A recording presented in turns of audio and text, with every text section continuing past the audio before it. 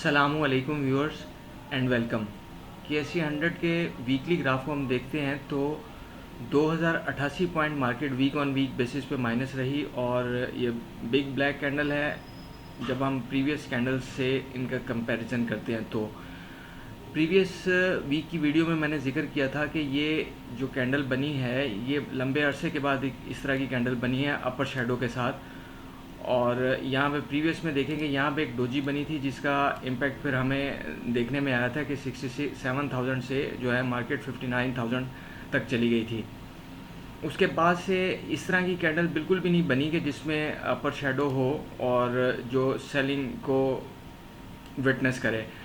यहाँ पे छोटी शेडोज़ हैं अपर, लेकिन वो इस तरह से नहीं है कि जो सेलिंग प्रेशर को क्लियरली विटनेस कर रहे होते। तो वैसा ही देखने में आया।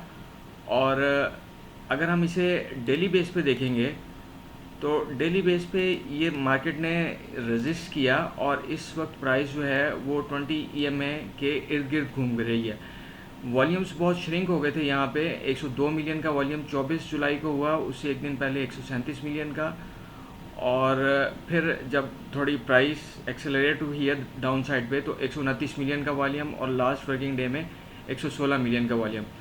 अब ये 76,000 का एरिया है कि जहाँ पे एक तो ये एरिया बनेगा 76,000 का, फिर नीचे 50 की EMA भी आ जाएगी और एक इस वक्त भी मार्केट सपोर्ट एरिया में है।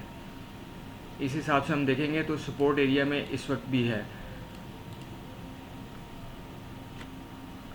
तो अब जितनी मार्केट अब नैरो रेंज भी नैरो हो गई है। लास्ट वर्किंग डे में देखेंगे रेंज नैरो हो गई है और नीचे फिर ये 50 की EMA आ जाएगी और सपोर्ट एरिया भी बन सकता है 76,000 का।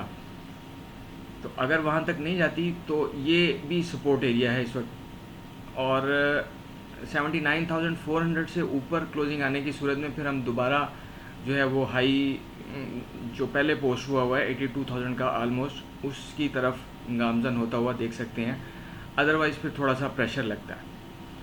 इंडिविजुअल स्क्रिप्ट्स को हम देखेंगे तो DG लैकलस्टर सी एक्टिविटी के साथ साइडवेज मूव देता हुआ और 20 EMA के इर्द गिर्द घूम रहा है और नीचे फिर ये सपोर्ट जो है इसने दो दफ़ा जो है वो 50 EMA से सपोर्ट ली है और ये फॉर्मेशन मैंने ड्रा कर दी है। इसके अंदर फ़िलहाल ये चल रहा है।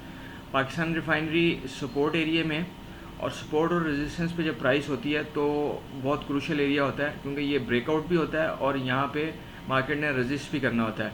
तो इस सपोर्ट एरिया से क्लोजिंग नीचे ही आई है, लेकिन अगर 2260 से ऊपर ये आ जाता है तो फिर थोड़ा सा बुलिश मोमेंटम हो जाएगा और 2260 और 70 से नीचे रहने की सूरत में 2260-70 से नीचे रहने की सूरत में फिर ये थोड़ा प्रेशर इसमें विटनेस किया जा सकता है। अटक रिफाइनरी भी लैकलस्टर एक्टिविटी और साइडवेज मूव देते हुए नीचे 200 की EMA आ जाएगी और जिसकी वैल्यू 332 रुपये के करीब बन रही है। इस वक्त 345 रुपये है, लेकिन एक्टिविटी लैकलस्टर ही है इसमें। स्वी नॉर्दर्न बहुत अच्छा डिविडेंड देने के बाद एक बिग ब्लैक कैंडल 74.90 का हाई और 67 का लो, ये इसकी रेंज बहुत बड़ी हो गई। आमतौर पे इतनी रेंज होती नहीं है। ये देखें कि ये काफ़ी अरसे के बाद इसकी इतनी बड़ी जो रेंज है वो हुई है। 7.77 की रेंज। तो अभी ये फ़िलहाल ये रेजिस्टेंस एरिया था जो 75 का था, उधर से ही मार्केट ने रेजिस्ट किया और इस वक्त जो है वो 20, 50 और 100 EMAs के प्राइस जो है वो उसको टच किया लास्ट वर्किंग डे में। साजगार में कहा गया था कि 1108 रुपये से नीचे क्लोजिंग आ जाएगी तो थोड़ा सेलिंग प्रेशर फिर विटनेस किया जा सकता है। तो वैसा ही हुआ। जब ये 1105 रुपये की क्लोजिंग आई 24 जुलाई को तो उसके बाद फिर ये तकरीबन 1031 तक आ गया। इस वक्त 20 EMA को प्राइस टच कर रही है। ट्रेंड इसमें बुलिश ही है, लेकिन अब थोड़ा सा ये जो है वो साइडवेज में होता हुआ लग रहा है। हबको चूँकि इंडेक्स मूवर है तो बहुत अच्छी शानदार ट्रेड करते हुए इस वक्त ये 50 EMA के पास प्राइस ट्रेड कर रही है। एयरलिंक बुल ट्रेंड में, लेकिन इस वक्त थोड़ा सा ये फ़िलहाल एक बड़ी रेंज के अंदर जो कैंडल बनी थी 19 जुलाई की, उस रेंज के अंदर ही है। तो व्यूअर्स ये बाय सेल कॉल्स नहीं है, बल्कि टेक्निकल एनालिसिस की बुनियाद पे इंटरप्रिटेशन है कि मार्केट्स किस तरह